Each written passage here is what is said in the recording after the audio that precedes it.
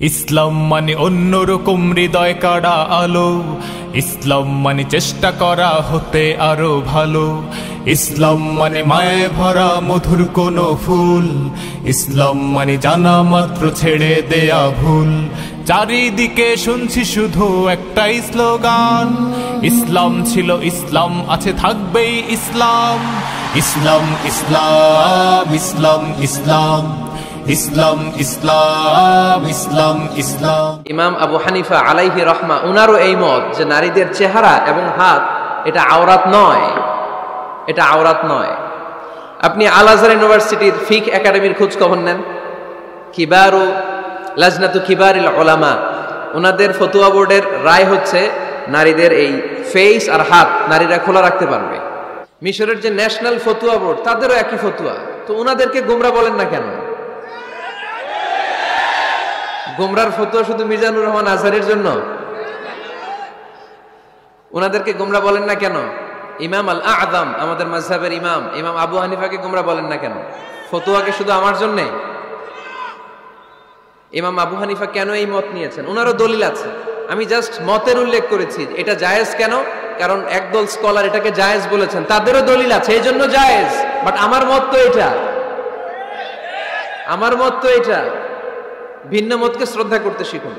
ইমাম আল আযম কিসের ভিত্তিতে বলেছেন যে ফেস খোলা রাখা যাবে? আমি সতরের ওয়াজ করতেছি না, সতর না, আওরাত নিয়ে কথা বলতেছি।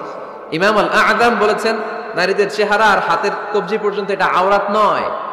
উনি দলিল নিয়েছেন সুনানে আবু দাউদের হাদিস। হঠাৎ একবার আল্লাহ রাসূল সাল্লাল্লাহু আলাইহি ওয়াসাল্লামের ঘরে, আম্মা জান আয়েশার ঘরে আসমা বিনতে আবি বকর রাদিয়াল্লাহু তাআলা আনহা চলে আসেন। আল্লাহ রাসূল সাল্লাল্লাহু আলাইহি ওয়াসাল্লামের শালিকা, পাতলা কাপড় পরে, যে কাপড়ে হাত দেখা যায়, শরীর দেখা যায়। আল্লাহ রাসূল সাল্লাল্লাহু আলাইহি ওয়াসাল্লাম চেহারাটা ঘুরিয়ে নিলেন, রেগে গেলেন এবং বললেন, আসমা তুমি এখন বড় হয়েছো, তুমি এখন বড় হয়েছো, ছোট্টটি নেই। নারীরা যখন সাবালিকা হয় তখন এতটুকু আর এতটুকু ছাড়া পুরো দেহকে ঢেকে রাখতে হয়। সুবহানাল্লাহ পড়বেন না? ইমাম আল আযম আবু হানিফা এই হাদিস থেকে দলিল নিয়েছেন। আরো দলিল আছে, সহিহ মুসলিম হাদিসের বর্ণনাকারী জাবির ইবনে আব্দুল্লাহ রাদিয়াল্লাহু তাআলা আনহু, ঈদের দিনে আল্লাহ রাসূল সাল্লাল্লাহু আলাইহি ওয়াসাল্লাম ঈদের সালাত পড়লেন আযান ইকামত ছাড়া। সালাত পড়ানোর পরে তিনি তাকওয়ার ওয়াজ করলেন, সাহাবীদেরকে নিয়ে তিনি চলে যাচ্ছেন। হঠাৎ নারীদেরকে দেখে নারীরা বললেন, আমাদেরকে ওয়াজ করেন। আল্লাহর হাবিব সাল্লাল্লাহু আলাইহি ওয়াসাল্লাম নারীদের সামনে ওয়াজ শুরু করে দিলেন। হাদিসের বর্ণনাকারী জাবির ইবনে আব্দুল্লাহ উনি বললেন, নারীদেরকে নিয়ে যখন আল্লাহ রাসূল সাল্লাল্লাহু আলাইহি ওয়াসাল্লাম ওয়াজ করতেছিলেন, আল্লাহ রাসূল যে ওয়াজটা সবচেয়ে গুরুত্ব দিলেন, আল্লাহর হাবিব সাল্লাল্লাহু আলাইহি ওয়াসাল্লাম বললেন, তাসাদ্দাকনা, নারীরা তোমরা সদকা করো, দান খয়রাত করো, কারণ আমি দেখেছি তোমরাই বেশিরভাগ হবে জাহান্নামের লাকড়ি, তোমরাই বেশিরভাগ জাহান্নামের লাকড়ি হবে। এই কথা শুনে ফাকামাত ইমরাআতুন মিন ওয়াসাতিহিন, এক নারী দাঁড়ালো, নারীদের মাঝখান থেকে এক নারী দাঁড়িয়ে হাত তুললো। জাবির ইবনে আব্দুল্লাহ বলেন, নারীটি যখন দাঁড়ালো আমি দেখলাম সুফাআউল খাদ্দাইন, এই নারীর গালের মধ্যে ফুটফুট কালো দাগ। গালের মধ্যে কি? কালো দাগ। তো ওনার চেহারা যদি খোলা না থাকতো গালের কালো দাগ দেখা যেত? কথা বলেন না কেন?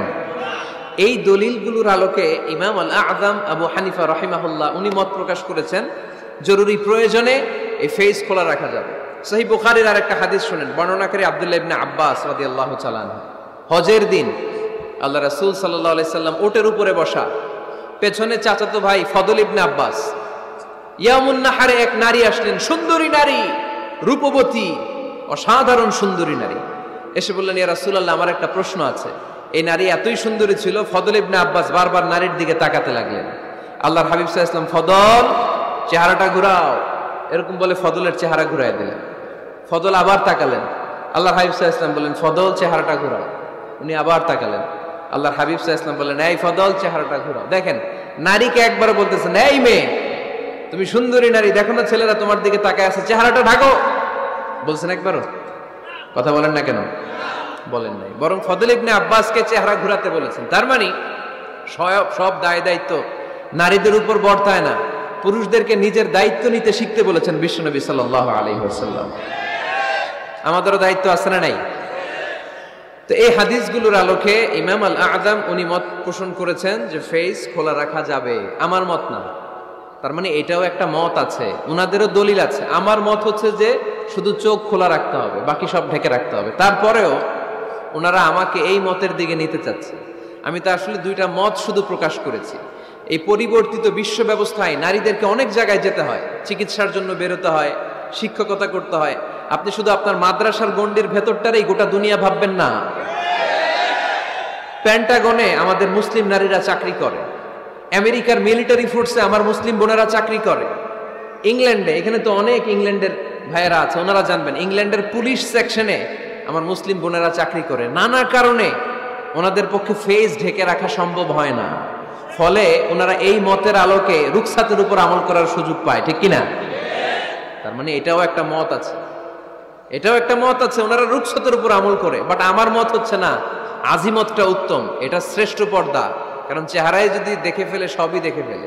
তো আমার মত এইটা, তারপরও আমাকে এই মতের প্রবক্তা বানাতে চায়, এরকম আছে না নাই? বাড়াবাড়ি করবেন না।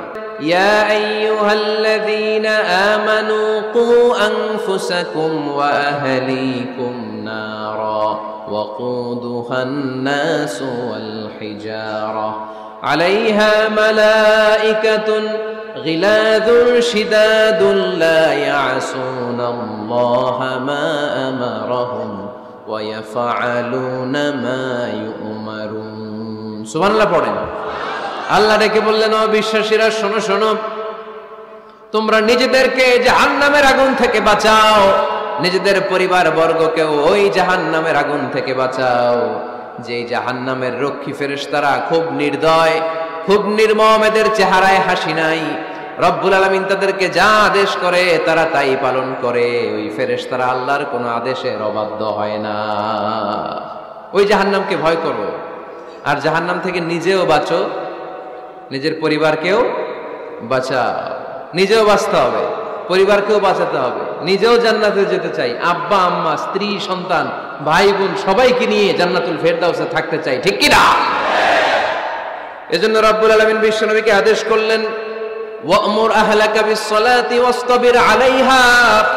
ও নবী, আপনি আপনার ফ্যামিলির সদস্যদেরকে সালাতের আদেশ করেন এবং নিজেও সালাত পালনে সচেষ্ট হন। একা একা সালাত পালন করলে হবে না, আপনার পরিবারের সবাইকে আপনি মুসল্লি বানান, নিজেও সালাত পড়েন, সন্তানদেরকেও সালাত কায়েমকারী বানান।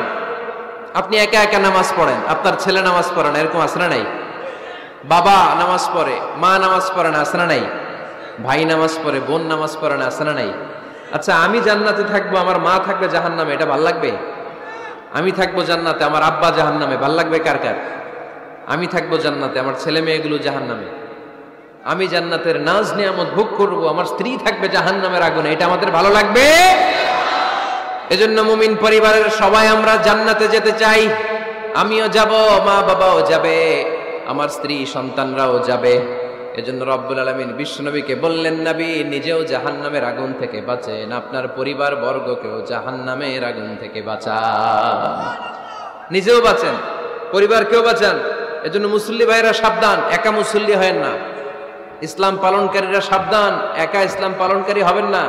ফ্যামিলির সবাইরে মুসল্লি বানাইতে হবে, সবাই মিলে ইসলাম পালন করতে হবে, সবাই মিলে ঘরটার একটা জান্নাতের টুকরা বানাতে হবে, ঠিক কিনা?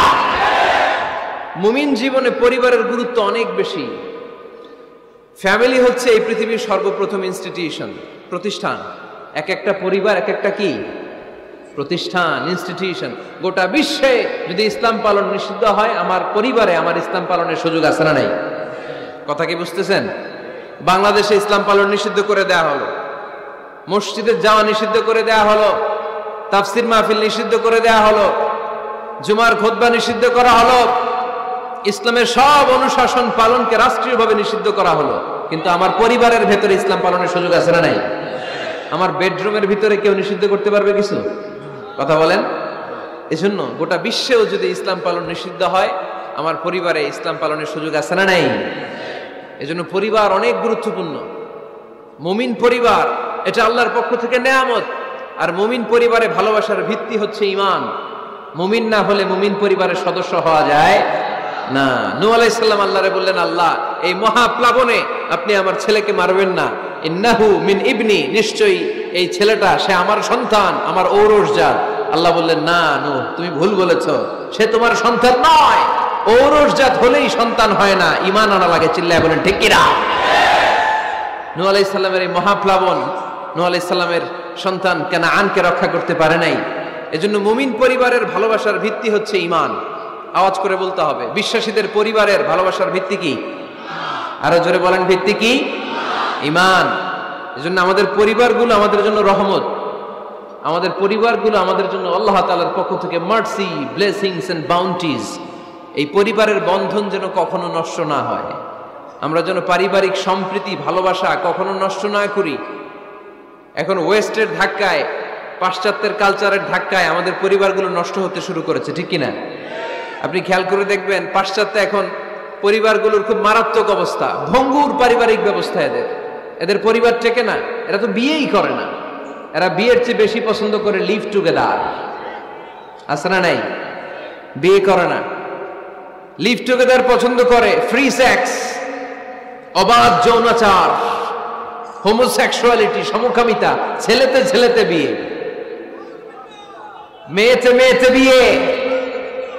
বিয়ে যাক দু একটা হয়, এগুলো 6 মাস 1 বছরের বেশি টিকে না। ডিভোর্সের সংখ্যা বেশি, ভ্রূণপাত, সন্তান হত্যা করার সংখ্যা বেশি, সুইসাইডের সংখ্যাও বেশি, ঠিক কিনা? রাইফেল একটা নিয়ে বের হয়ে রাস্তায় 4-5 জনকে শুট করে, পরে নিজের মাথায় নিজে গুলি করে নিজেও মরে যায়।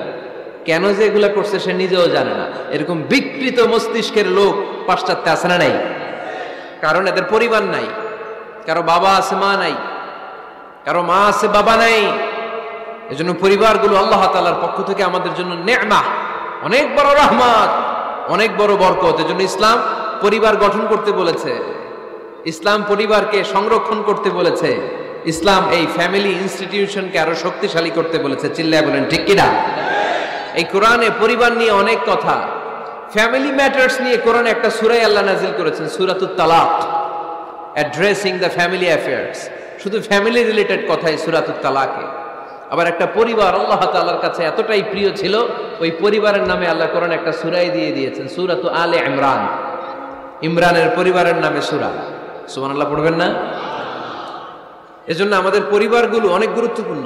আমরা বুঝি না, আমরা পরিবারের সম্প্রীতি ভালোবাসাকে অটুট রাখার ব্যাপারে সচেতন থাকি না, কিন্তু ইসলাম এই পরিবার সংরক্ষণে অনেক গুরুত্ব দিয়েছে। ফাইদা দাখালতুম বুয়ুতান ফাসাল্লিমু আলা আনফুসিকুম তাহিয়াতাম মিন ইনদিল্লাহি মুবারাকাতান তাইয়্যিবা। রব্বুল আলামিন বলেন, যখন তোমরা তোমাদের ঘরে ঢুকবা, ঢুকেই পরিবারবর্গকে একে অপরকে সালাম দাও। এটা আল্লাহর পক্ষ থেকে অভিবাদন পদ্ধতি, এটা বরকতময়, এটা পবিত্র। সুবহানাল্লাহ পড়েন। ইদা দাখালতুম বুয়ুতান ফাসাল্লিমু আলা আনফুসিকুম, ঘরে ঢুকেই সালাম দাও। সালাম মানে শান্তি। সালাম দেই না, এজন্য ঘরে শান্তিও নাই, ঠিক কিনা? আজকে যে সালাম দেওয়া যাবে না, বাসায় যে ভাবির আগে সালাম দিবেন, পারবেন না? ভাবি আগে দিতে হবে। কে আগে দিবে শুনি? আপনি আগে। তুমি বিয়ে করছো নি? হ্যাঁ, আগে আগে সালাম দিবেন। রাজি আছেন? ঘরে ঢুকেই সালাম। বাবা দিবে ছেলেকে সালাম, ছেলে দিবে বাবাকে সালাম, স্বামী দিবে স্ত্রীকে সালাম, স্ত্রী দিবে স্বামীকে সালাম, ভাই দিবে বোনকে সালাম, বোন দিবে ভাইকে সালাম। সালাম মানে শান্তি। সালাম নাই, এজন্য ঘরেও শান্তি নাই। চিল্লায় বলেন ঠিক কিনা? এজন্য আল্লাহ বললেন, তোমার ঘরে যখন তুমি ঢুকবা, ফাইদা দাখালতুম বুয়ুতান ফাসাল্লিমু আলা আনফুসিকুম, তোমরা নিজেদেরকে সালাম দাও। তাহিয়াতাম মিন ইনদিল্লাহ, এটা আল্লাহর পক্ষ থেকে অভিবাদন পদ্ধতি। মুবারাকাতান তাইয়্যিবা, এই সালামের মধ্যে আছে বরকত, এটা পবিত্র। এজন্য ঘরে যদি আমরা সালামের প্রচার প্রসার বাড়াই, আমাদের ঘরগুলোরে শান্তিময় করবে কে? এটা হচ্ছে নিজেদের ঘর। নিজেদের ঘরে ঢুকলাম, সালাম দিলাম। অন্যের ঘরে তার সালাম টালাম লাগবে না, না? অন্যের ঘরেও লাগবে। সে আদেশও কোরআনের ভেতরে আছে না নাই? রব্বুল আলামিন বলেন, ইয়া আইয়ুহাল্লাযীনা আমানু লা তাদখুলু বুয়ুতান গায়রা বুয়ুতিকুম হাত্তা তাস্তানিসু ওয়া তুসাল্লিমু আলা আহলিহা। সুবহানাল্লাহ পড়েন। আল্লাহ রেখে বললেন, ও ঈমানদার, ও বিশ্বাসীরা, অন্যের ঘরে যখন তোমরা প্রবেশ করবা, খবরদার প্রবেশ করার আগে অনুমতি নিয়ে নাও। অনুমতি নেয়ার পাশাপাশি ঘরে ঢোকার আগে সালাম দিয়ে দাও। সুবহানাল্লাহ পড়ে। তাহলে নিজের ঘরে ঢুকি আর অন্যের ঘরে ঢুকি, ঢুকে কি দিব? আওয়াজ করে বলতে হবে, কি দিব? সালাম। আমি আপনাদেরকে সালাম দেই, উত্তর দেন, আসসালামু আলাইকুম ওয়া রাহমাতুল্লাহ। এবার আপনারা আমাকে সালাম দেন, আমি উত্তর দিব, ওয়া আলাইকুম আসসালাম ওয়া রাহমাতুল্লাহ। পারা যাবে নাকি বলবেন আমি বউরে কেন দেব, উনি না আমারে আগে দিবে, আমি জামাই, আমি স্বামী, আমি হাজবেন্ড। আচ্ছা, হাজবেন্ডের কি বলেন সিলেটি ভাষায়? স্বামীরে জামাই পেটাইনি, জামাই। তো জামাই আগে দিবে না বউ আগে দিবে? হ্যাঁ বলেন, আমি আগে দিব। কে আগে দিবে? আমি। আগে আগে সালাম দেন। আল্লাহর হাবিব সাল্লাল্লাহু আলাইহি ওয়াসাল্লাম বললেন, সহিহ মুসলিমের বর্ণনা, সহিহ মুসলিমের বর্ণনা, আওয়ালা আদুল্লুকুম আলা শাইইন ইযা ফাআলতুমুহু তাহাব্বাতুম। আল্লাহর হাবিব বললেন, আমি কি তোমাদেরকে এমন একটা ফর্মুলা শিখাইয়া দিব না, এই ফর্মুলা যখন তোমরা অ্যাপ্লাই করবে তোমাদের মধ্যে পারস্পরিক ভালোবাসা বাড়িয়ে দিবে কে? সাহাবীরা বললেন, ইয়া রাসূলুল্লাহ, অবশ্যই আপনি আমাদেরকে শিখাইয়া দেন। কোন সেই ফর্মুলা, যেই ফর্মুলা অ্যাপ্লাই করলে আমাদের মধ্যে ভালোবাসা বেড়ে যাবে? আল্লাহর হাবিব বললেন, আফশুস সালাম বাইনাকুম, নিজেরা নিজেদের মধ্যে সালামের প্রচার করো, প্রসার করো। দেখা হলে একে অপরকে তোমরা বেশি বেশি সালাম দাও। আফশুস সালাম বাইনাকুম, নিজেরা নিজেদের মধ্যে সালাম দাও। সালাম নাই ফলে ভালোবাসা নাই, সালাম নাই ফলে আমার ঘরে শান্তি নাই। তাহলে ঘরে শান্তি আনার এক নম্বর ফর্মুলা হচ্ছে সালাম। চিল্লায় বলতে হবে সোজানগরের ভাইরা, এক নম্বর ফর্মুলার নাম কি? সালাম। সাইয়েদনা আদম আলাইহিস সালামকে যখন আল্লাহ তাআলা বানালেন, বানানোর পরে আল্লাহ বলেন না আদম সেজদা করো, আদম কোরআন তেলাওয়াত করো, আদম জিকির করো, আদম তাসবিহ পড়ো, না। আল্লাহ প্রথম যে আদেশটা দিয়েছেন সেটা হচ্ছে সাল্লিম, আদম সালাম দাও। আদম কি দাও? সালাম দাও। আল বাদিউ বিসসালামি বারিউম মিনাল কিবর, আগে আগে যে সালাম দেয় তার অন্তর থেকে অহংকার উঠিয়ে নেয় কে? আমাদের অন্তরে অহংকার আছে না নাই? যাদের অন্তরে বেশি বেশি অহংকার, তার আমরা বেশি বেশি সালাম দিব। আমাদের হৃদয়টাকে অহংকার মুক্ত করে দিবে কে? সহিহ বুখারীর বর্ণনা, লাম্মা খালাকাল্লাহু আদম ওয়া কানা তুলুহু 60 যিরাআন, রব্বুল আলামিন সাইয়েদনা আদম আলাইহিস সালামকে যখন তৈরি করলেন 60 হাত লম্বা করে বানালেন। আবার আমরাও যারা জান্নাতের ভেতরে ঢুকবো আমাদেরকেও সেদিন 60 হাত লম্বা করে বানিয়ে দিবেন কে? কয় হাত লম্বা হয়ে ঢুকবেন জান্নাতে? 60 হাত। সাইয়েদনা আদম আলাইহিস সালামকে যখন আল্লাহ তাআলা বানালেন, বানিয়ে আল্লাহ তাআলা প্রথম যে আদেশটা করলেন সেটা হচ্ছে সাল্লিম, আদম সালাম দাও। কি দাও? সাল্লিম আলা উলাইকান নাফার, এই ফেরেশতাদের এই দলটাকে সালাম দাও। কারণ ইবলিস অহংকারের কারণে সে হয়েছে জাহান্নামী। আল্লাহ চেয়েছেন আমার আদম যেন অহংকারী না হয়, এজন্য আগে আগে সালাম দেওয়া শিখাইয়া দিলেন। চিল্লায় পড়েন আল্লাহু আকবার। আগে যে সালাম দেয় তার হৃদয় থেকে অহংকারকে আল্লাহ মুক্ত করে দেয়, এজন্য আগে সালাম দিবেন। মুরব্বীরা বসে থাকবেন না যে বাচ্চাটা আমার আগে দিবে। অনেক মুরব্বীরা এরকম করে যে আমি দেবো কেন, আমি তো মুরব্বী, ছোটরা আমারে দিবে, এরকম আছে না নাই? আপনি দেন না। আপনি কয়েকদিন দিতে দিতে লজ্জায় পড়ে বাচ্চাটাও আপনার সালাম দিতে শুরু করবে, ঠিক কিনা? আপনি আপনার স্ত্রীকে কয়েকদিন দিয়ে দেখেন না, কয়েকদিন দিয়ে দেখেন, দেখবেন কয়েকদিন পরে আপনার স্ত্রীও আপনাকে সালাম দিতে শুরু করবে, ঠিক কিনা? এজন্য ফ্যামিলিতে সুখ শান্তি আনার প্রথম মাধ্যম হচ্ছে সালাম। প্রথম মাধ্যম কি? সালাম দিন আর সালামাতে থাকুন। সালাম দিন আর কিসে থাকুন? সালামাতে থাকুন। জান্নাতে যখন জান্নাতীরা যাবে, জান্নাতীদেরকে বারবার সালাম দেয়া হবে। প্রতিটা গেইটেই ফেরেশতারা সালাম দিবে। চিল্লায় পড়েন আল্লাহু আকবার। ফেরেশতারা বলবে সালামুন আলাইকুম তিবতুম ফাদখুলুহা খালিদিন। ও জান্নাতীরা আসেন, বসেন, আল্লাহর পক্ষ থেকে আপনাদের জন্য সালাম। ওয়া তাহিয়াতুহুম ফিহা সালাম, জান্নাতের অভিবাদন পদ্ধতির নাম হচ্ছে সালাম। জান্নাতীরাও একে অপরকে সালাম দিবে। সুবহানাল্লাহ পড়েন। জান্নাতে ঢুকলেই সালাম, জান্নাতে বসলেই সালাম, জান্নাতে একে অপরের সাথে দেখা হলেই সালাম। তাই যারা ঘরের ভিতরে জান্নাতি আমেজ উপভোগ করতে চান তারা একে অপরকে সালাম দিবেন। রাজি আছেন? সালাম দিন আর সালামাতে থাকুন। ঘরে যারা জান্নাতি সুখ অনুভব করতে চান তারা সালাম দিবেন। তাহলে আজকে থেকে ঘরে সুখ সমৃদ্ধি আর শান্তি ফিরিয়ে আনার প্রথম ফর্মুলা আমরা জানলাম সালাম। চিল্লায় বলেন প্রথম ফর্মুলা কি? মনে থাকবে না ভুলে যাবেন? বাসায় যে আজকে সালাম দেয়া যাবে? সবাই পারবেন? মাশাআল্লাহ। 1 নম্বর পয়েন্ট শেষ। ঘরে শান্তি রাখার, রহমত রাখার 2 নম্বর পদ্ধতি হচ্ছে ঘরে ছবি টাঙিয়ে রাখবেন না। ছবি না, বিয়ের ছবি টাঙিয়ে রাখবেন না। মৃত আব্বা আম্মার ছবি বাধাই করে টাঙিয়ে রাখবেন না। নেতা নেত্রীর ছবিও টাঙিয়ে রাখা যাবে না, এটা নিষেধ। রহমতের ফেরেশতারা আসে না, ঘরে ঢুকে না। ইন্নাল মালাইকাতা লা তাদখুলু বাইতান ফিহি তামাসিল ওয়া সূরা, যে ঘরে মূর্তি আছে আর ছবি টাঙিয়ে রাখে ওই ঘরে রহমতের ফেরেশতা প্রবেশ করে না। তো ঘরে যে রহমত নাই, শান্তি নাই, আপনি রহমতের ফেরেশতা ঢুকার ব্যবস্থাই তো রাখেন নাই। এত রহমত নিয়ে আসতে চায় কিন্তু ঢুকতে পারেন না, ওই যে ছবি টাঙিয়ে রাখছেন।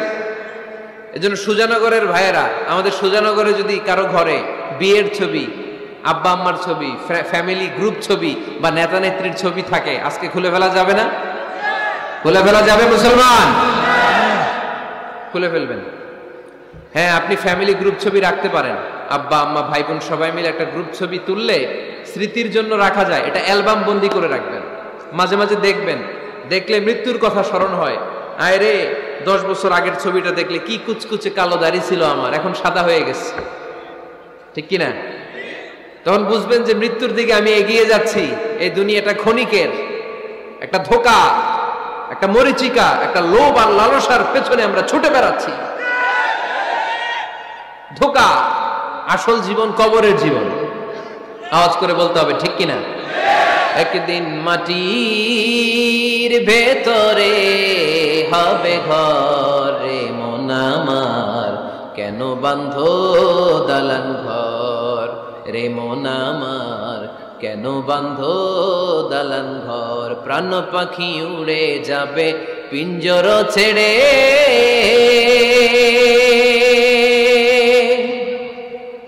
ধরা ধামে সবই রবে তুমি যাবে চলে।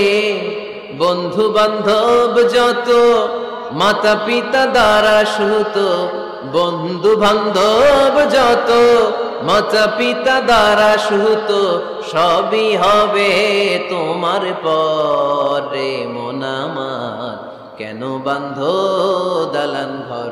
একদিন মাটির ভেতরে হবে ঘরে মন আমার, কেন বাঁধো দালান ঘর। ঠিক কিনা?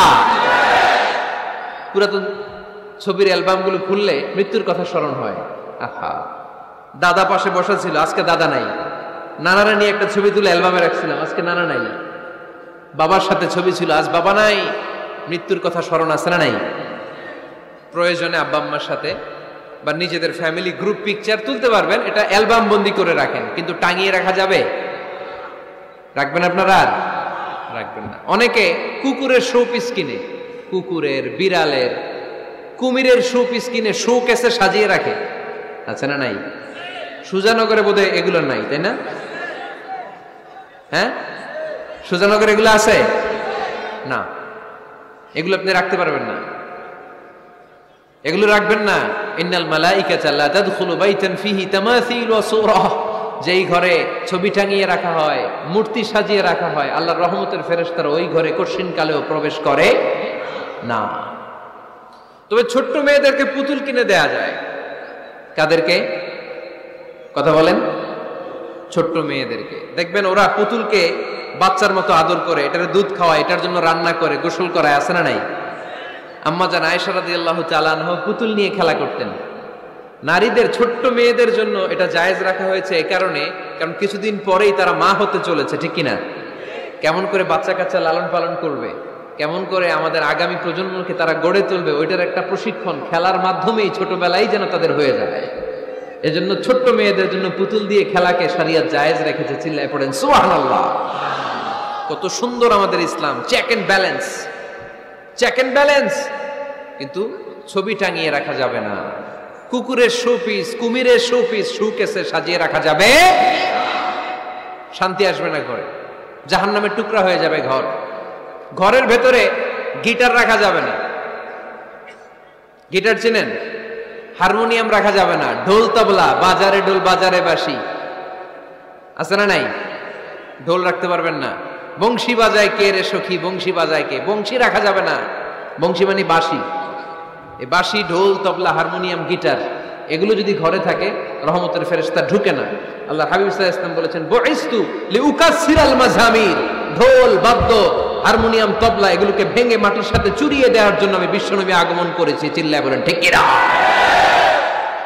এজন্য আল্লাহর হাবিব বললেন, ইন্নাল মালাইকাতা লা তাদখুলু বাইতান ফীহি তামাসিল ওয়া সূরা। মুসনাদে আহমদ ইবনে হাম্বলের হাদিস। আল্লাহর রহমতের ফেরেশতারা ওই সমস্ত ঘরে কশিন কালেও প্রবেশ করে না যেই ঘরে ছবি টাঙানো আছে আর আছে মূর্তি। কথা বুঝতে পেরেছেন? তাহলে এগুলো রাখা যাবে না। হিন্দি সিরিয়াল দেখা যাবে না, ঠিক কি না? এমনও ফ্যামিলি আছে বাবা ছেলে একসাথে বসে হিন্দি সিরিয়াল দেখে, ইন্ডিয়ান নায়িকাদের কোমর দুলানো ডান্স দেখে, আছে না নাই? সিরিয়ালের জন্য পাগল এদেশের মেয়েরা। আলহামদুলিল্লাহ, এদের মধ্যে এখন পরিবর্তন হইতেছে, এরা এখন ওয়াজ দেখা শুরু করতেছে, ঠিক কি না? তার মানে এই তাফসির মাহফিলগুলোর সফলতা আছে না নাই? আছে, আল্লাহর মেহেরবানি। অনেক বোনরা বলে, হুজুর আগে সিরিয়াল দেখতাম এখন ওয়াজ দেখি। আলহামদুলিল্লাহ করবেন না?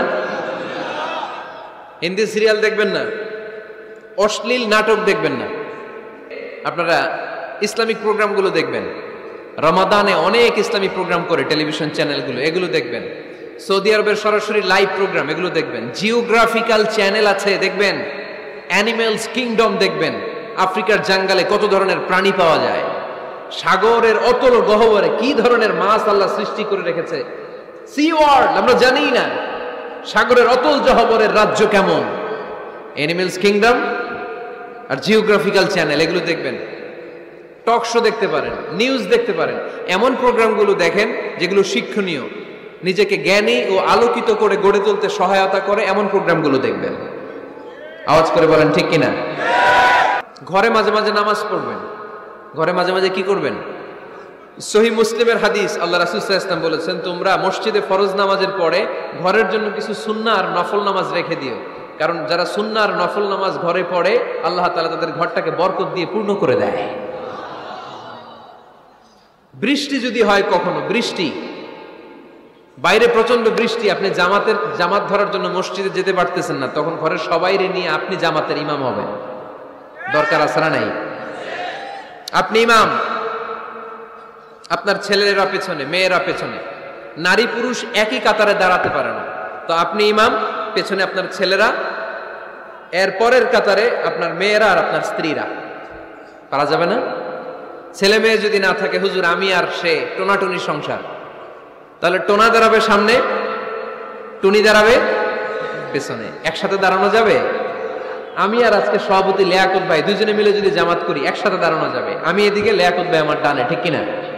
কিন্তু টোনা টুনি যদি দাঁড়ায়, টোনা দাঁড়াবে সামনে, টুনি দাঁড়াবে বরাবর পিছনে। মাসালা বুঝতে পেরেছেন? The family that prays together stays together. যে ফ্যামিলি একসাথে নামাজ পড়ে ওই ফ্যামিলি টিকে থাকে বহুদিন, ঠিক কিনা? I repeat, the family that prays together stays together. যে পরিবার একসাথে সালাত আদায় করে ঘরে, এই পরিবারগুলো ভাঙে না। এই পরিবারে ডিভোর্সের কথা শুনবেন না, এই পরিবারে আছে শুধু শান্তি আর শান্তি। চিল্লায় বলেন ঠিক কিনা? একসাথে খাবার খান। কিভাবে খাবার খাবেন? একসাথে বসে খাবার খান। যদি একান্নবর্তী ফ্যামিলি হয়, ভাই বোন আত্মীয় স্বজন একসাথে, নারী পুরুষ দেখা দেয়া জায়েজ নেই, তখন ছেলেরা একসাথে খান। ছেলেদের পর্ব শেষ হলে মেয়েরা একসাথে খান। একসাথে খেলে খাবার শেয়ার করলে বরকত আছে না নাই? সামান্য একটু খাবার আপনি আপনার ছেলের পাতে তুলে দেন, আপনার ছেলে আপনার পাতে তুলে দিবে, বরকত বাড়ায় দিবে কে? একসাথে ইফতারি করবেন, আলাদা আলাদা ইফতারি করবেন না, একসাথে ইফতারি করলে বরকত দেয় কে? আল্লাহর হাবিব সাল্লাল্লাহু আলাইহি ওয়াসাল্লাম বললেন, কেউ যদি কাউকে ইফতারি করায় তাহলে রোজাদারের যত সওয়াব, যিনি ইফতারি করালো তারও তত সওয়াব। সাহাবারা বললেন আমাদের তো এত সম্পদ নাই যে মানুষকে ইফতারি করাবো। আল্লাহর হাবিব সাল্লাল্লাহু আলাইহি ওয়াসাল্লাম বললেন ওয়ালাউ বিতামরা, একটা খেজুর দিয়েও যদি করাও এই সওয়াব পাবা। ওয়ালাউ বিআযকাতি লাবান, এক ঢোক দুধ দিয়েও যদি করাও, ওয়ালাউ বিশারবাতি মা, এক ঢোক পানি দিয়েও যদি করাও এই সওয়াব পাবা। আপনি আপনার ভাই বোন একসাথে ইফতারি করতে বসেছেন, আপনার প্লেট থেকে একটা পেঁয়াজও আপনার ভাইয়ের প্লেটে দিবেন, ওই সওয়াব পাবেন। আপনার ভাই একটা খেজুর আপনার প্লেটে দিবে, ওই সওয়াব পাবে। সুবহানাল্লাহ কইবেন না? তাহলে ঘরে সুখ শান্তি ফিরে আনার 4 নম্বর ফর্মুলা, একসাথে খাবার খান। একসাথে খাবার খেলে হৃদ্যতা বাড়ে, সম্পর্ক বাড়ে। খাবার শুরু করবেন বিসমিল্লাহির রহমানির রহিম দিয়ে। কি দিয়ে? কোন হাতে খাবেন? বা হাতে, তাই না? চিল্লায় বলেন কোন হাতে? ডান হাতে। বিসমিল্লাহ বলে খাওয়া শুরু করবেন, ডান হাতে খাবেন। খাওয়া শেষে পড়বেন আলহামদুলিল্লাহ। খাওয়ার পরে কি পড়বেন? খবরদার রান্নার বদনাম করবেন না কখনো। রান্নার বদনাম করেন নাকি? এটা ঝাল হইছে, ওইটা মজা হয় নাই, এটা টক হইছে, এটা লবণ হয় নাই, এরকম আছে না নাই? লবণ হয় নাই, বউরের তালাক দিছে, এরকম আছে না নাই? আহা, রান্না একটু ভালো হয় নাই, ঝাল হয়ে গেছে বেশি, বউরে মাইশুর, এরকম ডাকাইতে আছে না নাই? মা আবা রাসূলুল্লাহি সাল্লাল্লাহু আলাইহি ওয়াসাল্লাম তুআমান ক্বাত্তু, আল্লাহর হাবিব সাল্লাল্লাহু আলাইহি ওয়াসাল্লাম কখনো কোনো রান্নার বদনাম করতেন না। ইনিশতাহাহু আকালাহু, বুখারীর বর্ণনা। ভাল লাগলে খেতেন, ভাল লাগতেছে আরো খেতেন, আরো খেতেন। ওয়া ইন কারিহাহু তারাকা, ভালো না লাগলে রেখে দিতেন, ওর দিকে তাকাইতেন না। কিন্তু কখনো বলেন নাই লবণ হয় নাই, কখনো বলেন নাই ঝাল বেশি হয়েছে, কখনো বলেন নাই রান্নাটা মজা হয় নাই। সুবহানাল্লাহ পড়বেন না? কি রাসূল ছিলেন আমার। এজন্য রান্নার বদনাম করবেন না, একসাথে মিলেমিশে খান, বরকত বাড়ায় দিবে কে? 4টা গেল। 5 নাম্বার, ঘরে কোরআন তেলাওয়াত করুন। কি তেলাওয়াত? কোরআন তেলাওয়াত নাই, ঘরে তেলাওয়াত নাই, ফজরের পরে তেলাওয়াত নাই, সব ঘুম আর ঘুম, আছে না নাই? তো রহমত বরকত ঢুকবে কেমনে? ঘরে কোরআন তেলাওয়াত করুন। হাজবেন্ড তার ওয়াইফকে কোরআন তেলাওয়াত শোনাবে, ওয়াইফ তার হাজবেন্ডকে শোনাবে, বাবা তার সন্তানকে শোনাবেন, সন্তান বাবাকে শোনাবেন। প্রতি মাসের জন্য একটা সূরাকে নির্ধারণ করুন যে আমরা সবাই মিলে এই মাসে এই সূরাটা মুখস্থ করব। পারা যাবে? আওয়াজ করে বলেন তো, সূরাতুদ দোহা এটা কি খুব বড় সূরা? কথা কয় না। সূরাতুদ দোহা কি বড় সূরা না ছোট সূরা? তো এক মাসে কি এই সূরাটা মুখস্থ করা যাবে না? কথা বলে। ওয়াত্তিনি ওয়াজ-যাইতুন ওয়া তুরি সিনিন, এটা কি বড় সূরা? এক মাসে পারা যাবে না? প্রতি মাসের জন্য একটা করে সূরা নির্ধারণ করুন। 12 মাসে তাহলে কয় সূরা? 12 সূরা। প্রতি সপ্তাহে আপডেট নেবেন, খোঁজ খবর নেবেন, কয় আয়াত হইল তোমার। স্ত্রীর খোঁজ খবর নেবেন, সন্তানের খোঁজ খবর নেবেন, কয় আয়াত হলো। মাস শেষে সবাই সবার কাছ থেকে শুনবেন, ঘরের বরকত বাড়ায় দিবে কে? এরকম ফ্যামিলি আমাদের সবার হোক, আমরা চাই না? হ্যাঁ, স্ত্রী তার স্বামীকে কোরআন তেলাওয়াত করে শোনায়, স্বামী তার স্ত্রীকে কোরআন তেলাওয়াত করে শোনায়, বাবা তার সন্তানকে কোরআন তেলাওয়াত করে শোনায়, সন্তান তার বাবাকে কোরআন তেলাওয়াত করে শোনায়। আপনার ছেলে মেয়েরা যখন কোরআন পড়ে আওয়াজ করে পড়তে বলেন, যাতে ভুল হলে শুধরে দিতে পারেন। এবং প্রতি মাসে যে সূরাটা মুখস্থ করবেন, ওই সূরাটা তাদাব্বুরে কোরআন করতে হবে, অর্থ জানতে হবে। মাতৃভাষায় কোরআনের অর্থ জানার দরকার আছে না নাই? তাহলে ঘরে কোরআন তেলাওয়াত করবেন। আল্লাহ রাসূল সাল্লাল্লাহু আলাইহি ওয়াসাল্লাম আম্মা জান আয়েশা রাদিয়াল্লাহু তাআলা আনহার কোলের মধ্যে মাথা রেখে কোরআন তেলাওয়াত করতেন। স্ত্রীর কোলে মাথা রেখে কোরআন তেলাওয়াত করবেন, পারবেন না? কষ্ট হবে? স্ত্রীর কোলে মাথা রেখে কোরআন তেলাওয়াত করবেন, এটা সুন্নাহ। আল্লাহ রাসূল সাল্লাল্লাহু আলাইহি ওয়াসাল্লাম আম্মা জান আয়েশা রাদিয়াল্লাহু তাআলা আনহার কোলে মাথা রেখে কোরআন তেলাওয়াত করতেন। আম্মা জান আয়েশা রাদিয়াল্লাহু তাআলা আনহা বলেন, কানা রাসূলুল্লাহ সাল্লাল্লাহু আলাইহি ওয়াসাল্লাম ইয়াকরাউল কুরআন ওয়া রাসুহু ফি হাজরি ওয়া আনা হায়েদ। আমার মাসিক চলা অবস্থায়, মেনস্ট্রুয়েশনাল পিরিয়ড চলা অবস্থায় আমার কোলে মাথা রেখে বিশ্বনবী কোরআন তেলাওয়াত করেছেন, আর আমি শুনেছি। চিল্লায় পড়েন সুবহানাল্লাহ। ঘরে শান্তি নাই, কারণ কোরআন তেলাওয়াত নাই। তো কোরআনের তেলাওয়াতও নাই, শান্তিও নাই। আল্লাহর হাবিব সাল্লাল্লাহু আলাইহি ওয়াসাল্লাম বলেছেন, সহিহ মুসলিমের হাদিস, লা তাজআলু বুয়ুতাকুম মাকাবিরা, তোমরা তোমাদের ঘরটারে গোরস্থান বানিয়ে রেখো না। ফা ইন্না শাইতানা ইয়ানফিরু মিনাল বাইতিল্লাযী তুকরাউ ফীহি সূরাতুল বাকারা, কারণ শয়তান ওই ঘর থেকে দৌড়ে পালায় যেই ঘরে সূরাতুল বাকারা তেলাওয়াত করা হয়। সুবহানাল্লাহ পড়েন। এজন্য ঘর উদ্বোধনের সময় কোন সূরা পড়তে হয়? সূরা বাকারা। চিল্লায় পড়েন কোন সূরা? আওয়াজ করে পড়েন কোন সূরা? নতুন ঘর করছেন, নতুন দোকান করছেন, নতুন ফ্ল্যাট কিনেছেন, কোন সূরা পড়বেন? সূরাতুল বাকারা। শয়তান ওই ঘরে থাকে না। সহিহ মুসলিমের আরেকটা হাদিসে আল্লাহ রাসূল সাল্লাল্লাহু আলাইহি ওয়াসাল্লাম বলেছেন, ইকরাউ সূরাতাল বাকারা, তোমরা সূরা বাকারা তেলাওয়াত করো। ফা ইন্না আখযাহা বারাকা, যে সূরা বাকারা পড়ে আল্লাহ তাআলা ওই ঘরটায় বরকত দেয়। ওয়া তারকাহা হাসারা, আর যে সূরা বাকারা পড়ে না সে খালি আফসোস করে। ওয়ালা ইস্তাতিউহাল বাতালা, কোন জিন, কোন পেতনি, কোন ব্ল্যাক ম্যাজিক, কোন জাদু টুনা বান ওই ঘরের কোন সদস্যকে কোনো ক্ষতি করতে পারে না। আবার সূরা বাকারায় একটা আয়াত আছে, কোরআনের সর্বশ্রেষ্ঠ আয়াত। বলেন তো আয়াতটার নাম কি? আওয়াজ করে বলেন কোন আয়াত? আল্লাহর হাবিব সাল্লাল্লাহু আলাইহি ওয়াসাল্লাম বললেন, মান ক্বারা আয়াতাল কুরসি দুবুরা কুল্লি সালাতিন মাকতুবা, প্রত্যেক ফরজ সালাতের পরে যে ব্যক্তি আয়াতুল কুরসি পড়বে তার জান্নাতে যাওয়ার ব্যাপারে আর কোনো বাধা থাকবে না। একটা মাত্র বাধা ছাড়া, সেটা হচ্ছে মরণ। লোকটা মরে না তাই জান্নাতে যায় না, মরলেই জান্নাতি। আওয়াজ করে পড়েন আল্লাহু আকবার। ধর্মপ্রাণ ধর্মপ্রাণ, আমরা বড়ই ধর্মপ্রাণ, নামাজ রোজার কিছু নাই, ভুলেও ধরি না কোরআন। ধর্মপ্রাণ, রোজ সকালে শুনতাম আগে আল কোরআনের বাণী রে, আল কোরআনের বাণী, এখন শুনি সারে গামার দীপ্ত ফ্যান ফেনানি। রোজ সকালে শুনতাম আগে আল কোরআনের বাণী রে, আল কোরআনের বাণী, এখন শুনি সারে গামার দীপ্ত ফ্যান ফেনানি। ধর্মপ্রাণ মুসলমান আজকাল হয়েছে মডার্ন। ধর্মপ্রাণ ধর্মপ্রাণ, আমরা বড়ই ধর্মপ্রাণ, নামাজ রোজার কিছু নাই, ভুলেও ধরি না কোরআন। ধর্মপ্রাণ, ঠিক না? প্রতিদিন কোরআন শিখায় যে তার পকেট যায় ফাঁকা রে, তার পকেট যায় ফাঁকা। সপ্তাহে 2 দিন গান শিখায় যে নেয় তো 1000 টাকা। ধর্মপ্রাণ মুসলমান আজকাল হয়েছে মডার্ন। ধর্মপ্রাণ ধর্মপ্রাণ, আমরা বড়ই ধর্মপ্রাণ, নামাজ রোজার কিছু নাই, ভুলেও ধরি না কোরআন। ধর্মপ্রাণ, এরকম ধর্মপ্রাণ আমরা কেউ হতে চাই? প্রতিদিন ফজরের পরে আমার ঘর থেকে কোরআন তেলাওয়াত হোক, আমরা চাই কি চাই না? মাঝে মাঝে ফ্যামিলি ট্যুরে যান। কুল সিরু ফিল আরদ সুম্মা আনজুরু কাইফা কানা আকিবাতুল মুকাজ্জিবিন, জমিনে ঘুরে বেড়াও আর দেখো মিথ্যাবাদীরা পৃথিবীতে কি করেছে আর তাদের সাথে আমি কি আচরণ করেছি, ঠিক কিনা?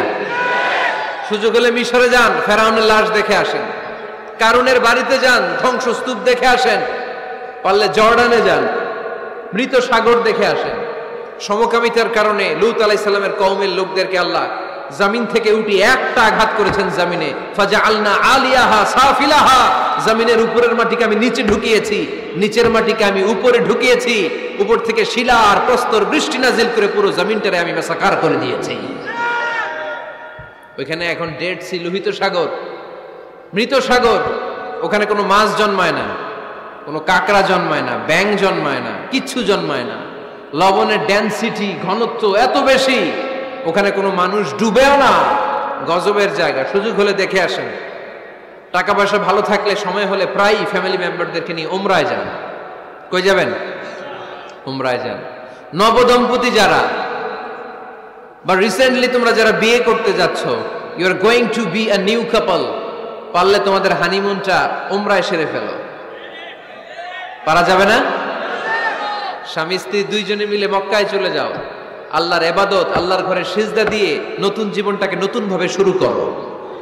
বরকত দিবে কে? তাহলে ঘরে বা ফ্যামিলিতে সুখ সমৃদ্ধি নিয়ে আসার 6 নাম্বার মাধ্যম হচ্ছে আউটিং এ যাওয়া, মাঝে মাঝে বেড়াতে যাওয়া। আল্লাহ রাসূল সাল্লাল্লাহু আলাইহি ওয়াসাল্লাম বেড়াতে যেতেন, সফরে স্ত্রীদেরকে নিয়ে যেতেন।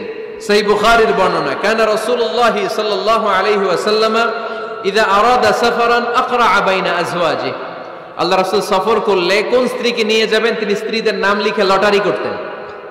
সুবহানাল্লাহ নাই? কি করতেন? কোরআ, আরবিতে বলে কোরআ, বাংলায় বলে লটারি। এই লটারি জায়েজ, এই লটারি জায়েজ আছে। স্ত্রীদের নাম লিখে কোরা করতেন লটারি, যার নাম আসতো তাকে নিয়ে আল্লাহর হাবিব সাল্লাল্লাহু আলাইহি ওয়াসাল্লাম সফরে বেরিয়ে যেতেন। সফরে স্ত্রীদের সাথে দৌড়াদৌড়ি করতেন। সুবহানাল্লাহ পড়বেন না? আম্মা জান আয়েশা রাদিয়াল্লাহু তাআলা আনহাকে আল্লাহর হাবিব সাল্লাল্লাহু আলাইহি ওয়াসাল্লাম এত ভালোবাসতেন, আল্লাহর হাবিব সাল্লাল্লাহু আলাইহি ওয়াসাল্লাম বলতেন, আয়েশা চলো দৌড়াদৌড়ি করি। ওই যে দেখা যায় খেজুর গাছ, চলো কে কার আগে যেতে পারে। দুইজন দৌড়ালেন। বিয়ের প্রথম দিকে আম্মা জান আয়েশা রাদিয়াল্লাহু তাআলা আনহা ফার্স্ট হয়ে গেলেন, কারণ তখন তিনি চিকন ছিলেন, এত মোটা ছিলেন না। আবার অনেক বছর পরে আরেক সফরে যখন আম্মা জান আয়েশা সফরে লটারিতে নাম আসলো, ওই সফরে আবার আল্লাহর হাবিব সাল্লাল্লাহু আলাইহি ওয়াসাল্লাম বললেন, আয়েশা চলো আজকেও দৌড়াদৌড়ি করি। দুইজন দৌড় দিলেন। এবার আর আম্মা জান আয়েশা রাদিয়াল্লাহু তাআলা আনহা জিততে পারলেন না, যেহেতু মোটা হয়ে গেছেন। আল্লাহ রাসূল সাল্লাল্লাহু আলাইহি ওয়াসাল্লাম দৌড়ে গাছ ধরে ফার্স্ট হয়ে গেলেন।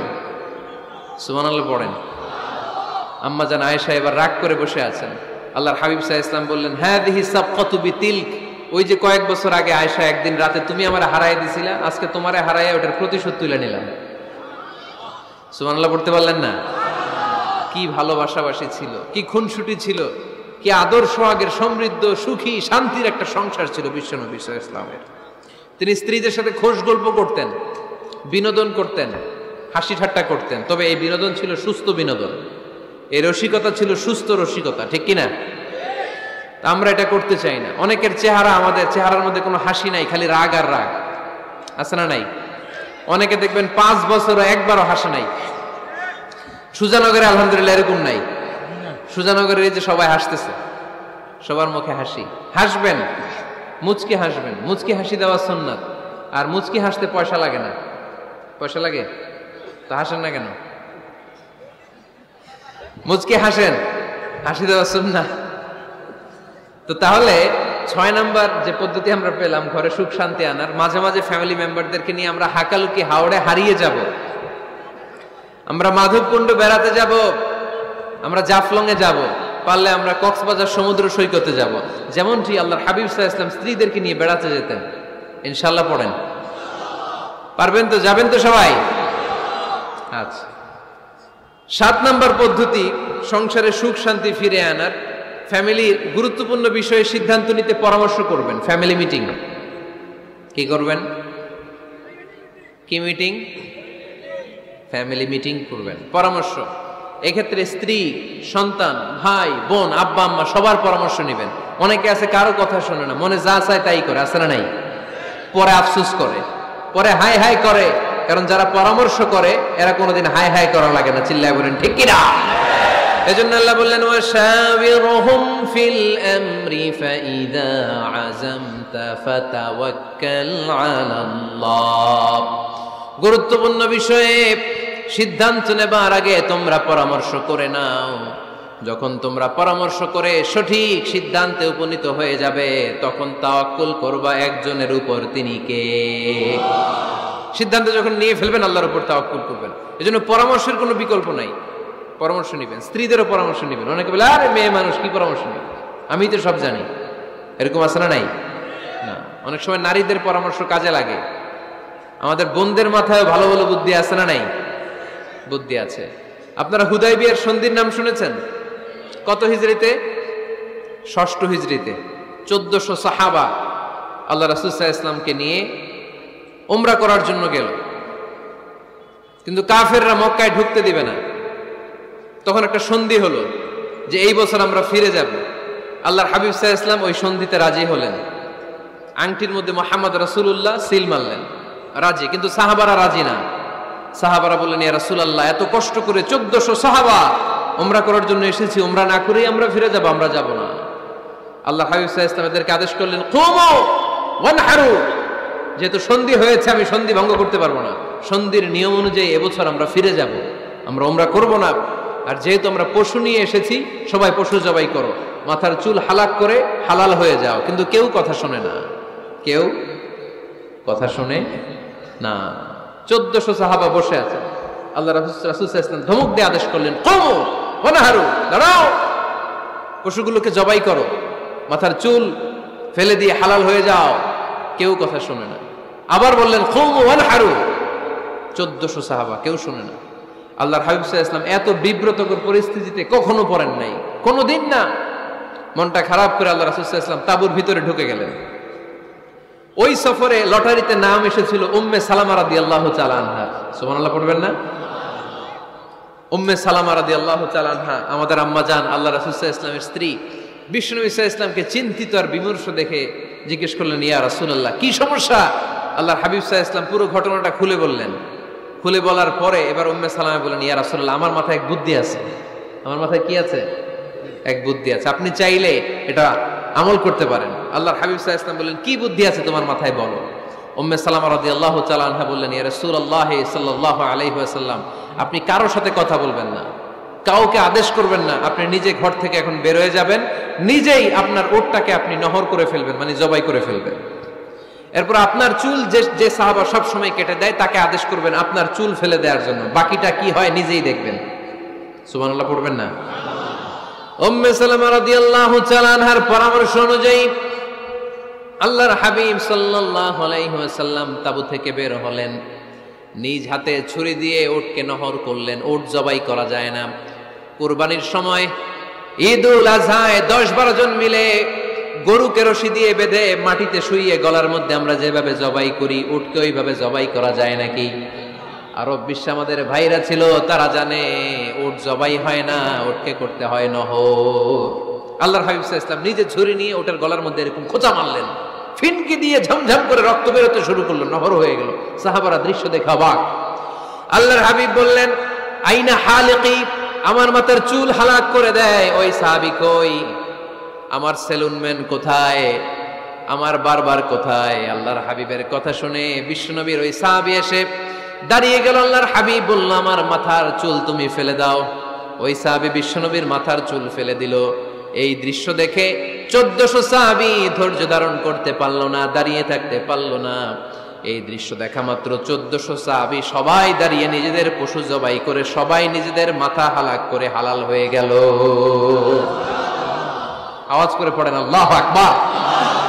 The problem solved. কার পরামর্শে? কার পরামর্শে?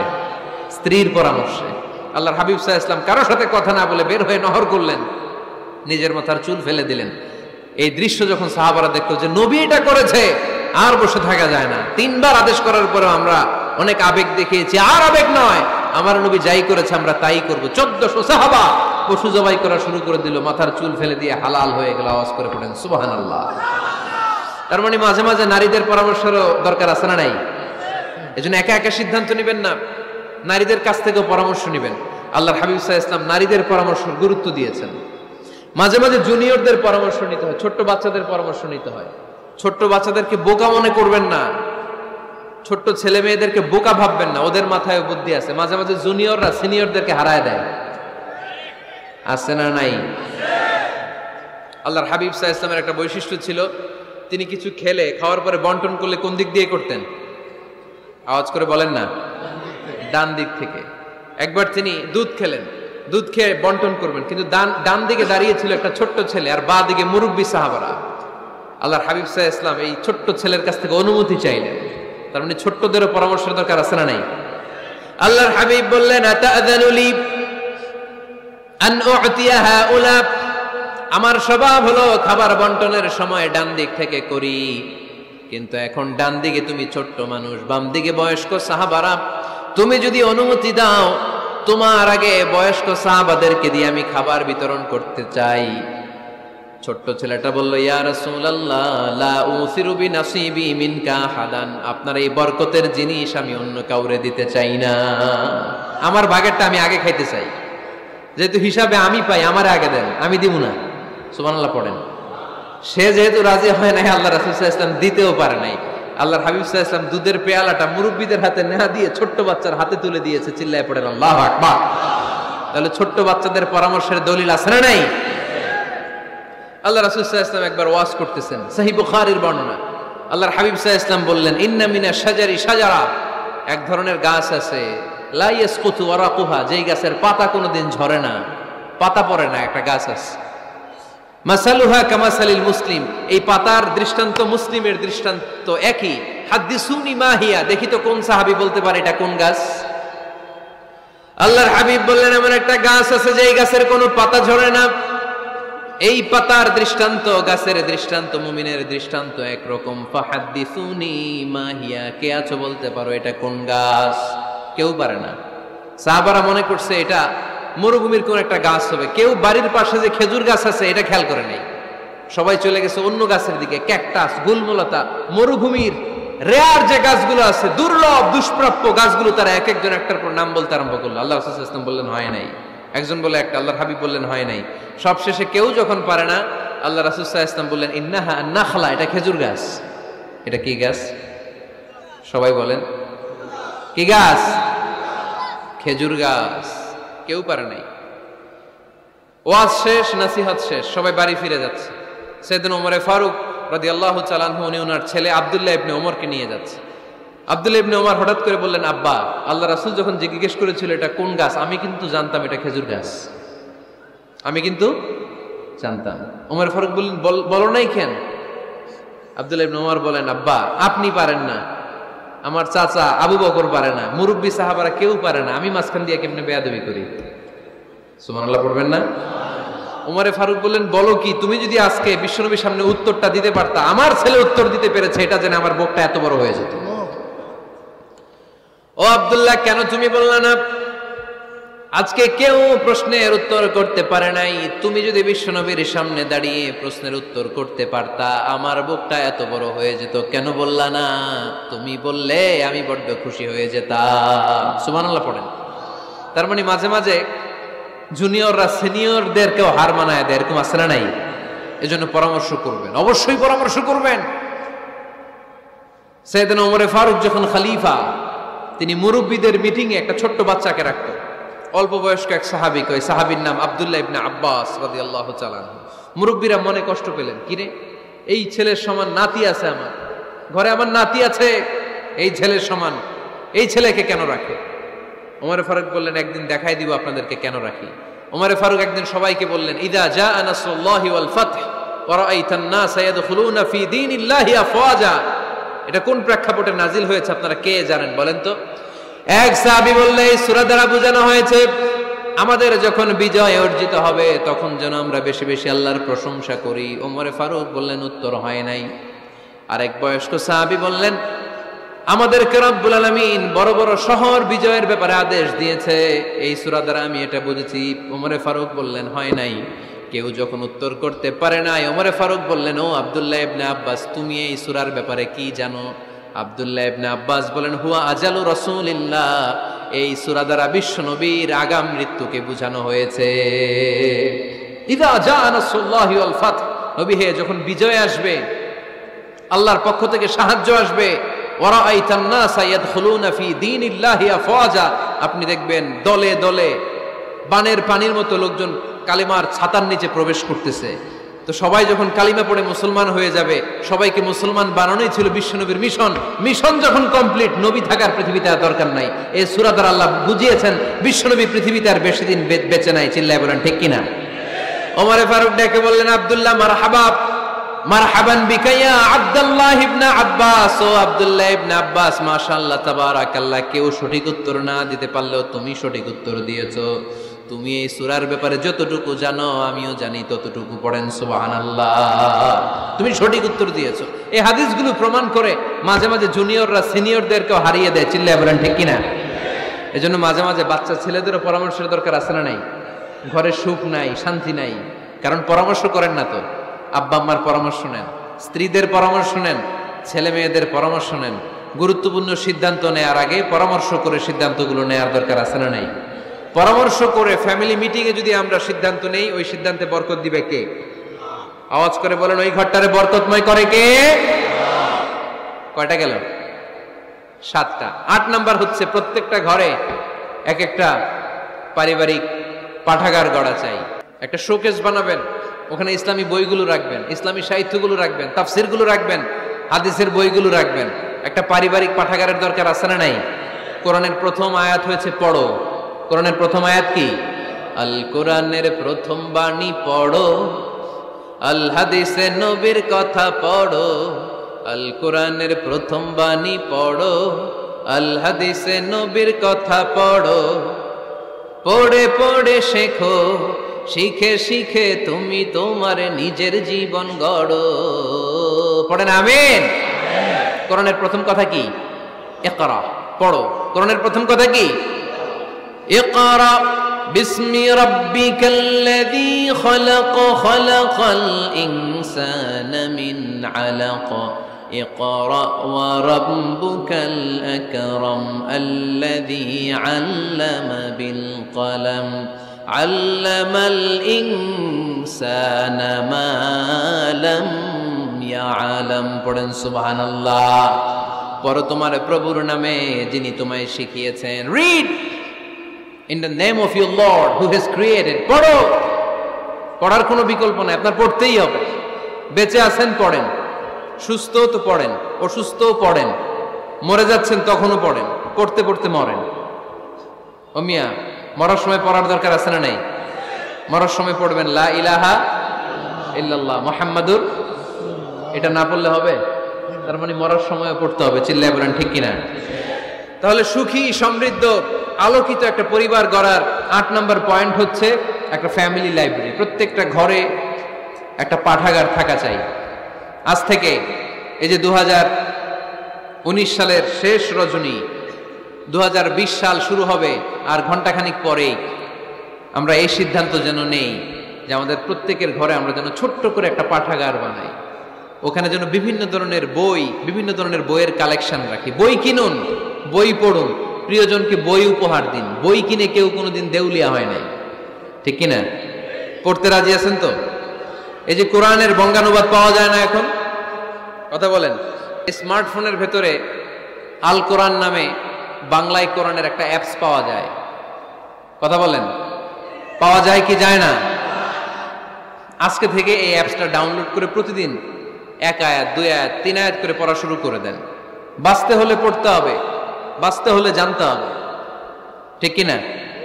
এই স্লোগান আমাদেরকে শিখায়। এই স্লোগান তো আল্লাহ, এই স্লোগান দিয়েই তো আল্লাহ কোরআন শুরু করছে।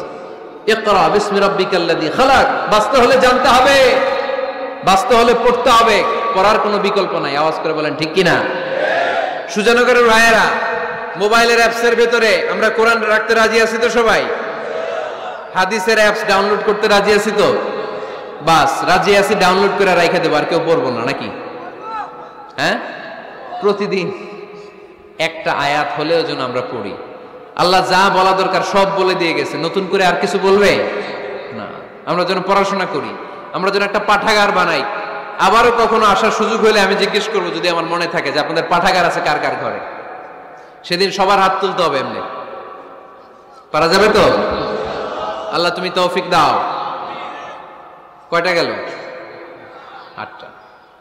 ঘরে সুখ শান্তি ফিরে আনার 9 নম্বর খুব জরুরি একটা পয়েন্ট, সেটা হচ্ছে ফ্যামিলি মেম্বারসদের মধ্যে মিউচুয়াল রেসপেক্ট লাগবে, পারস্পরিক শ্রদ্ধাবোধ। কেউ কারো দোষ খোঁজা যাবে না, কিন্তু আমরা দোষ খোঁজায় ব্যস্ত, ঠিক কিনা? ইগো ইগো ইগো আমাদেরকে শেষ করে দিল। ইগো প্রবলেম আছে না নাই? বৌমা শাশুড়ির দোষ খুঁজে, শাশুড়ি দোষ খুঁজে বৌমার। এগুলো আমাদের এলাকায়, সুজানগরে নাই। হ্যাঁ, আছে আছে আছে।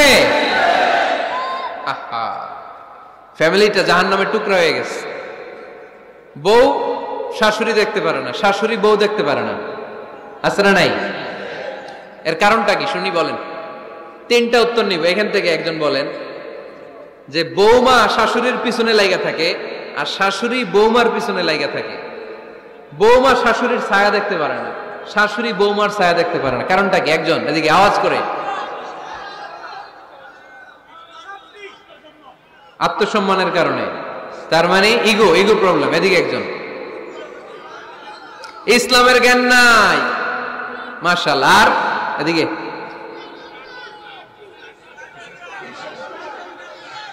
স্টার জলসা পাওয়া গেছে। স্টার জলসায় যা দেখায় ওইটাই ঘরে চলে না। স্টার জলসা হচ্ছে কেমন করে শাশুড়ির সাথে বউয়ের গিরিঙ্গি লাগানো যায়, এটার প্রশিক্ষণ, ঠিক কিনা? ভয়ঙ্কর। তাহলে এগুলো দেখা বাদ দিতে হবে। এগুলো যতক্ষণ ঘরে থাকবে হবে না, হবে না। রিমোট কন্ট্রোল কেড়ে নিবেন, কেড়ে নিয়ে মাইল লাগাই দিবে।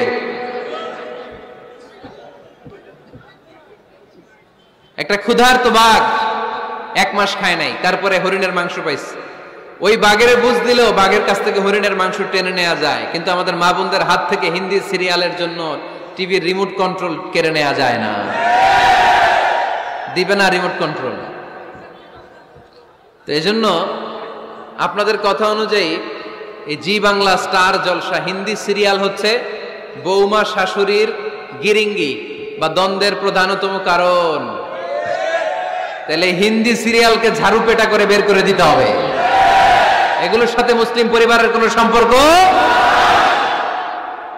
আরো কিছু কারণ আছে, এগুলো আমি বের করছি, শুনবেন। বৌমা শাশুড়ির এই ঝগড়ার প্রধান কারণ হচ্ছে জেনারেশন গ্যাপ, ঠিক কিনা? শাশুড়ি এক জেনারেশনের আর বৌমা আরেক জেনারেশনের। শাশুড়ি ভাবে একরকম, বৌমা ভাবে আরেক রকম। শাশুড়ি চায় বউর উপর খবরদারি করতে, বউ চায় শাশুড়ির উপর খবরদারি করতে। এই ডমিনেটিং এর কারণে কিলাকিলি আছে না নাই? আহা, এটা ঠিক না। আমার শাশুড়ি মায়েরা যারা আছেন, প্রথমে শাশুড়ি দিয়ে শুরু করি। আমার মাইকের আওয়াজ যে ঘরগুলোতে যায়, আমার শাশুড়ি মাদেরকে বলবো, বউদের উপর অত্যাচার করবেন না। ছেলেরে প্রশ্ন করে, তোর কাছে তোর বউ বড় না আমি বড়? আছে না নাই? এটা একটা প্রশ্ন হইল। তোর বউ বড় না আমি বড়? দুইজনেই বড়। তো এক ছেলে সুন্দর উত্তর দিছে, আমার কাছে ভালো লাগছে উত্তরটা শুনে। এক মা প্রশ্ন করছে, তোর এতদিন আমি লালন পালন করে বড় করলাম, জীবন যৌবন তোর জন্য শেষ করলাম, আজকে বউ পাইয়া বউ তোর আপন হয়ে গেল। এবার ছেলে উত্তর দিছে, মা, আমার মুখ থেকে মা ডাক শোনার জন্য তুমি কি কষ্টটাই না করছো জীবনে। 10 মাস আমারে পেটে ধারণ করলা, খাইতে পারো নাই, বমি করছো, খালি ওষুধ খাইছো, তোমার পেট কেটে আমারে বের করা হয়েছে, 2 বছর আমারে দুধ খাওয়াইছো, পেশাব পায়খানা পরিষ্কার করেছো। বয়স যখন 3-4 তখন তোমার আমি মা ডাকছি, এই মা ডাকটা শোনার জন্য তুমি এত কষ্ট করছো। আর আরেকবারের মাইয়া এই ঘরে আইসাই তোমার মা ডাকা শুরু করছে। যেই মেয়েটা তোমারে মা ডাকে সে আমার আপন হবে না কেন মা? এই মা ডাক শোনার জন্য তুমি এত কষ্ট করলা, আমার লালন পালন করলা, 10 মাস পেটে ধরলা, পেশাব পায়খানা পরিষ্কার করলা, এরপরে মা ডাক শুনতে পারছো। আর আরেকবারের মেয়ে জানা নাই চিনা নাই এসেই তোমার ডাকা শুরু করছে মা। তো যে আমার মারে মা ডাকে তার স্থান তো আমার কলিজায়, ঠিক কিনা? শাশুড়ি আম্মারা যারা আছেন, প্লিজ বৌমাদেরকে কষ্ট দিয়েন না। অনেক শাশুড়ি আছে পান থেকে চুন খসলে রেগে যায়, পদে পদে স্ত্রীর ভুল ধরে, বউয়ের ভুল ধরে, আছে না নাই? এটা করবেন না। সে তো নতুন, আপনার অনেক এক্সপিরিয়েন্স হতে তার সময় লাগবে, তাকে সময় দিন, তাকে ভালোবাসুন, ঠিক কিনা? না বুঝে সামান্যতে বৌমারে বদদোয়া দেয়, এরকম আছে না নাই? কিন্তু বুঝতে চায় না, বৌমারে যদি বদদোয়া দেয় তাহলে তার নিজ ছেলের পরিবারের ক্ষতি। পেটে ধরা যে ছেলে, ছেলের পরিবারের কিন্তু ক্ষতি, তার আপন নাতি নাতনিদেরই ক্ষতি। আওয়াজ করে বলেন ঠিক কিনা?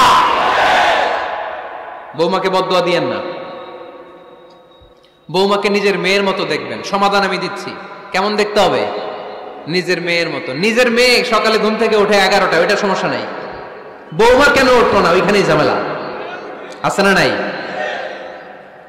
মেহেরবানি করে আপনার বৌমাকে আপনার নিজের মেয়ের মতো দেখেন। নিজের মেয়েরে যেমনি আদর করেন তাকেও অমনি আদর করেন। আপনার বৌমারে যদি আপনি কষ্ট দেন, মনে রাখবেন আপনার নিজের মেয়েটাও আরেকবারের বউ হয়ে কয়েকদিন পরে যাবে।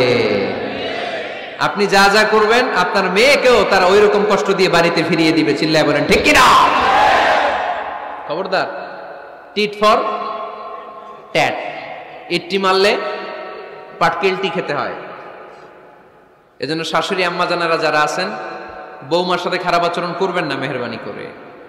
তাকে আপনি কষ্ট দিলে আপনার নিজের মেয়েটাও আরেক বাড়ির বৌমা হবে, সেও ওই বাড়িতে এই কষ্টগুলো ভোগ করবে। এগুলো যখন আপনি শুনবেন তখন আপনার চোখ দিয়ে পানি পড়বে কি পড়বে না?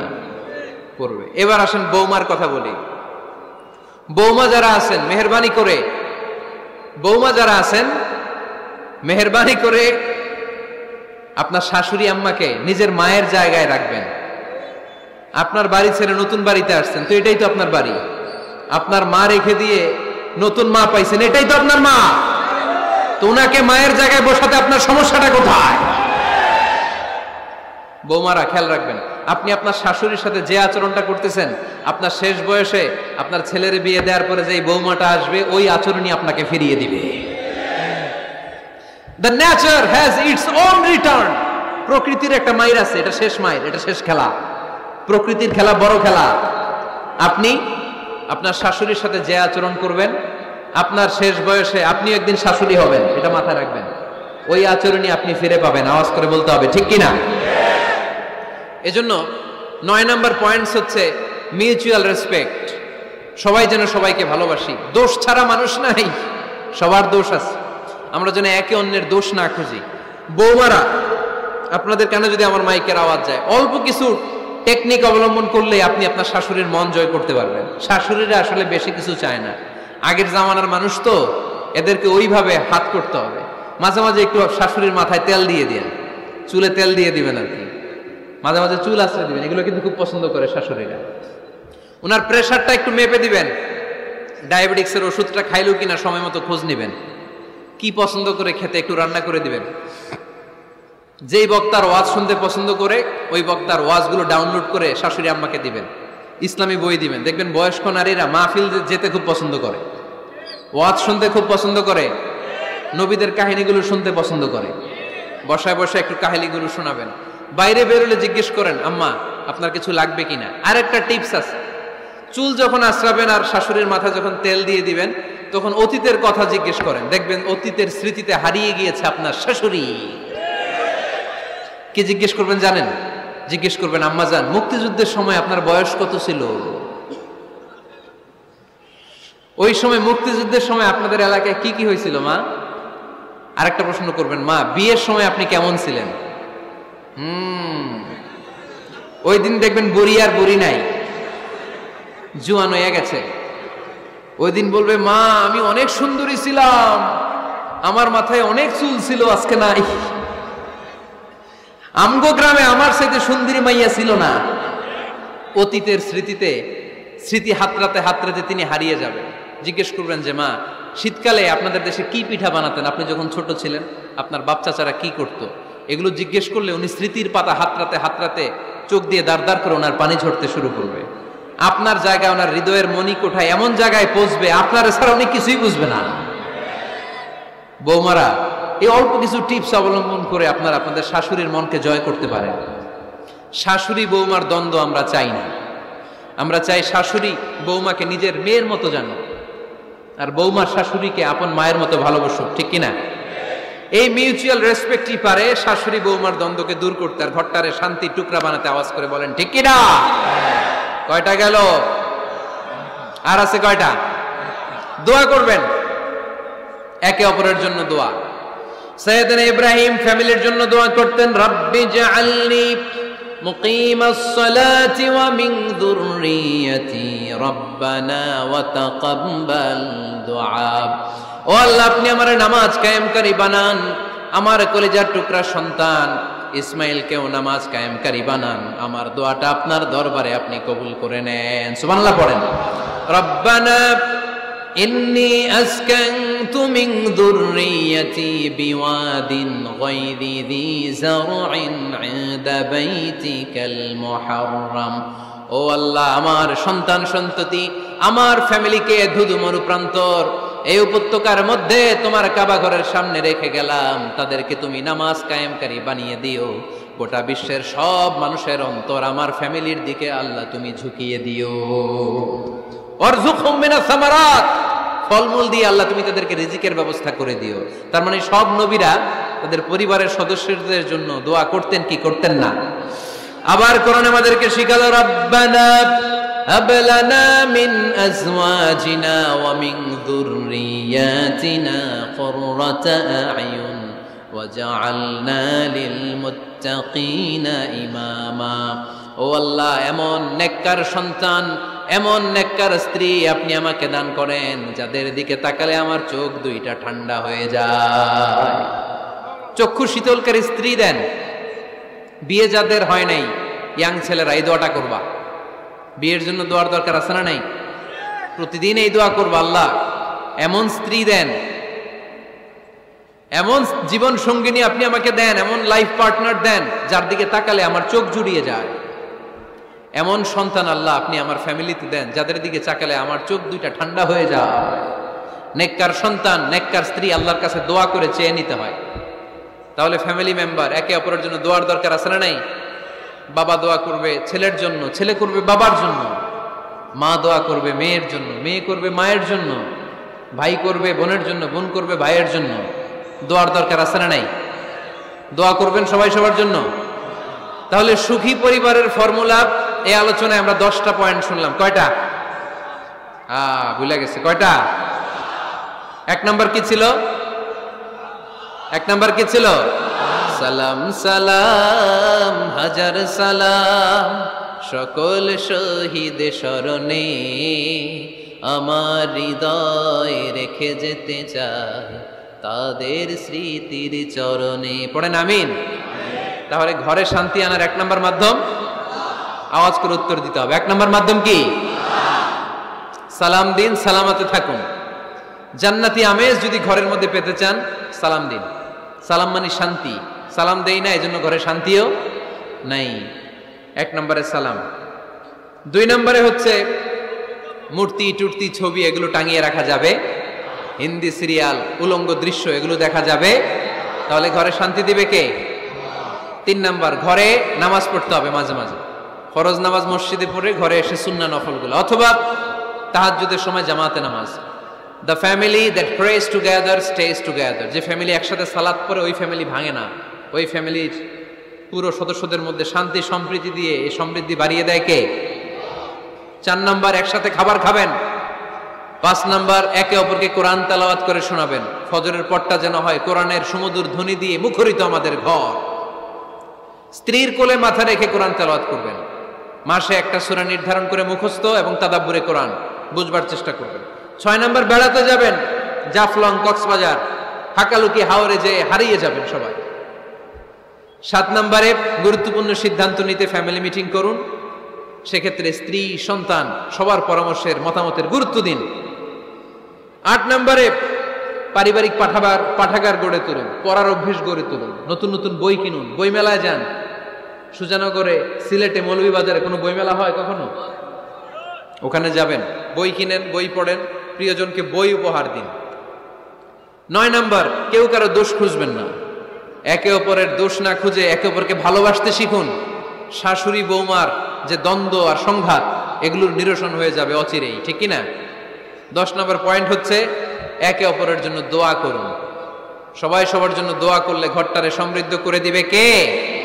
এজন্য আল্লাহ বললেন, ইয়া আইয়ুহাল্লাযীনা আমানু কু আনফুসাকুম ওয়া আহলিকুম নারা ওয়াকুদুহান নাসু ওয়াল হিজারা আলাইহা মালাইকাতুন গিলাদুন শিদাদুন লা ইয়াসুনাল্লাহা মা আমারহুম ওয়া ইয়াফআলুনা মা ইউমারুন।